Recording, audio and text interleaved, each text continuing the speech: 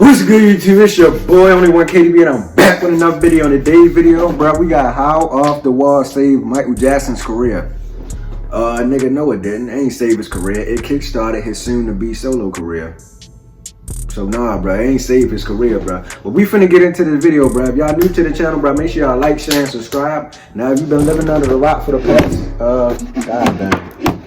If you've been living under a rock for the past 1,000,000 years, Michael Jackson is the greatest entertainer in the universe. Yeah, it won't never be another Michael Jackson. I don't care what you say, bro. He's the undisputed GOAT. Can't nobody take his spot. But yeah, bro, we finna get to the video, bro. Y'all boys ready? Alright, bet. Let's get to it. Happy April Fools, by the way. I wanted to tell a joke, but nigga, I'm not 7 years old no more. I ain't finna tell no goddamn joke.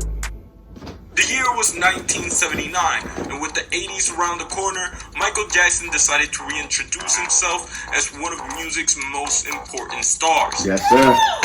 The release of Off the Wall, this shit getting copywritten, bro.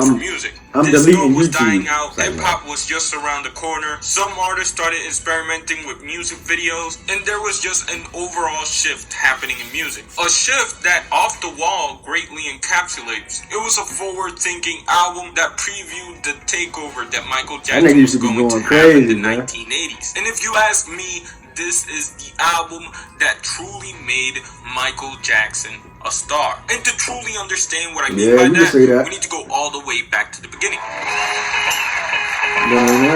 In October 6th of 1969, the world was introduced to the Jackson 5 with the release of I Want You Back. The group was an instant success as the song climbed and climbed over to the top of the charts. People loved the Jackson 5. They were the quintessential group that exhibited what you wanted your kids to be. And although they were a package deal, it definitely seemed like the star of the group was going to be Michael.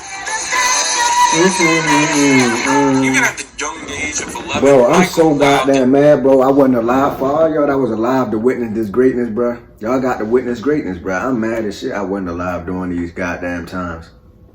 Goddamn, but bro, I was young, bro. I didn't even know. I knew of Michael Jackson. Of course, I heard his music, but I was only 7 years old when a nigga died, bro. So I ain't really get to enjoy his goddamn career. So, but we finna continue, bro.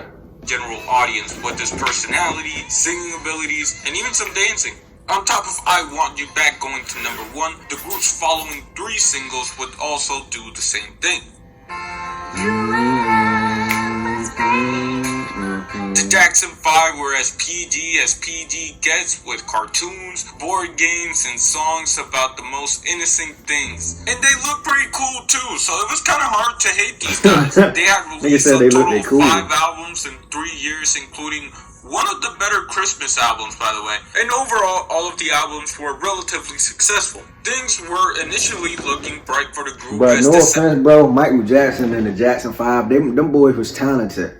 But back in the day, bro, them outfits was so ass. I ain't lying. Yo, them outfits look horrible, bro. But they be hitting that shit though. You know what I'm saying? They be hitting their little dances and all that. That shit look cool. But like them outfits, them shits wasn't it, bro. I ain't lying, bro. But let's continue, bro. These got underway, but it really didn't take long for people to move on from the Jackson 5. Oh yeah, I fuck with that the purple hat with the purple outfit, but the rest of them to the fact that Michael was going through puberty. Others might say that the group just wasn't as PG as it was before, but for me it comes down to 2 things. One is overexposure, as from 1969 to 1973 the group had released 8 studio albums. And maybe at the time that was more of a normal thing, but from a modern lens, it just looks like they were being overworked. And the second option, the more likely option, is the fact that the Jackson 5 did not have creative control. As it relates to songwriting and the overall process of making a song, the group had no say. It worked in the beginning when they weren't expected to be anything else than just some kids who can sing, but they were reaching a point where the audience needed more than just some kids that can sing. Even the success of songs like Dancing Machine could be attributed to the ability of Michael Jackson, more so than the song itself being good. And that's not to say it's a bad song, I'm just saying Michael Jackson carried. Look at him dance, he actually looks like a robot. Anyways, by 1975, the Jackson 5 decided to leave Motown Records, heading over to the guys at Philadelphia International before making another move to Epic Records. The Jacksons re-established themselves as people to be taken seriously with the release of Destiny. Destiny was the first album where the Jacksons had full control of the creative directions in terms of producing and writing, with the Jacksons taking care of writing and producing duties for most of the album.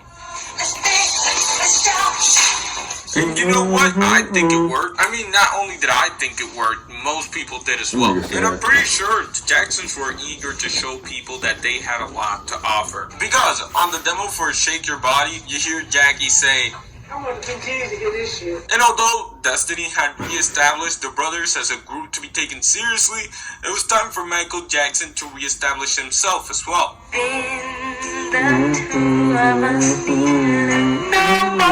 By this point, Michael Jackson had already released 4 albums under Motown Records as a solo artist, which again meant that he had no creative control when it came to releasing those 4 albums. However, Jackson would prove that he could do something by himself with the release of Off the Wall. Now, this album was going to be crucial as to whether or not Michael Jackson could succeed as a solo star. And there's really no point in me building up suspension as to whether or not it was successful, because it was clearly successful. Looking back, there's not an album quite like Off the Wall, having influences with soul and disco. Now, no disrespect to Michael, but my album better. I got an album called, shit, I ain't make it yet. But yeah, Off the Wall was definitely lit, bro. Even though I wasn't alive for that shit. My mother was only 4 years old when that shit came out. So yeah, bro. Let's continue, bro. Turning that into a pop record and having it be successful at a time where people didn't really rock with disco anymore, it just speaks to how talented MJ is. Yo, this shit better not get copyrighted, bro. With the brightest one being the iconic Don't Stop Till You Get Enough. This is my favorite song on the album, and honestly, when it comes to MJ songs, it might be my favorite. This track is like a whole experience. In the beginning, there's not a lot going on. You got Mike, but he's like soft-spoken and shit. And then the track explodes into the iconic song that we all know. I don't even know what this song is about, to be honest with you, but it really doesn't matter. When a good song is a good song, it will find a way to be good. And whether it's through the hook or instrumentation, this song does that. That nigga had a mean ass green screen behind him.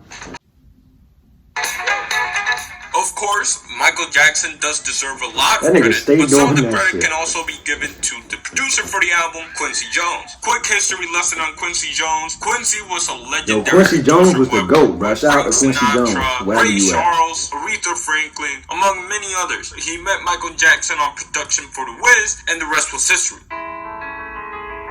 And I will say that people highly debate who did what or whatever, but for the purposes of this video, it was a good relationship, and all of them made good music together. Yeah. Anyways, speaking of cool instrumentation, Rock With You. Very cool instrumentation and really good production as well. The little snap on the hook is so satisfying to me, by the way.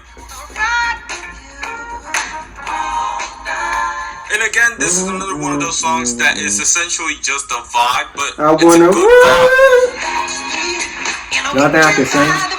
And while we're talking about this song, The music video is one of my favorite Michael Jackson music videos. I mean, it might be one of my favorite music videos of all time, to be honest with you. Just the lighting of it is insane to me. That And I nigga had really that like shit it, on. especially because at the time, music videos weren't all the rage. You know, this is before MTV. This is how forward thinking, like, either Michael Jackson is, or the label, or whoever is putting this together. And obviously, it's not the only song on the album with a music video, but it's the best music video on this album. And again, one of the better ones for Michael Jackson as a whole. And it's a big reason why this song is as iconic as it is.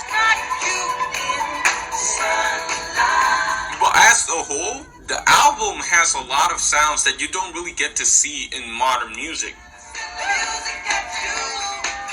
Like, for example, the title track has a lot of orchestration to it, which in the modern day of digital music really gets lost. Like, you don't really hear those type of horns anymore, and that's not to put down modern music, because obviously I like modern music. It's just to point out the differences. And if you want to say that this album is too much of a one-dimensional album, first off, I would think you're pretty crazy.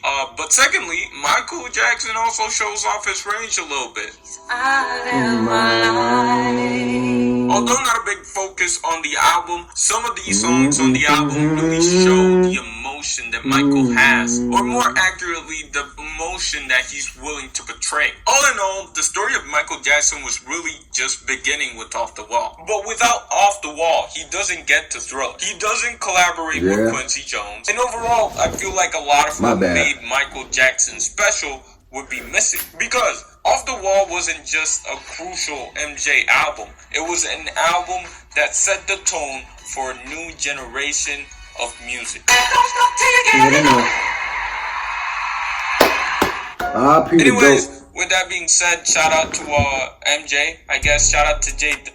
Shout out to MJ, shout out to J-Dub, whoever you about to say, shout out to Quincy Jones, and shout out to y'all, bro, for watching this video all the way through. If you made it through the video, bro, you a real one, bro. What I was saying, MJ is the GOAT. I don't want to hear nobody else say he ain't.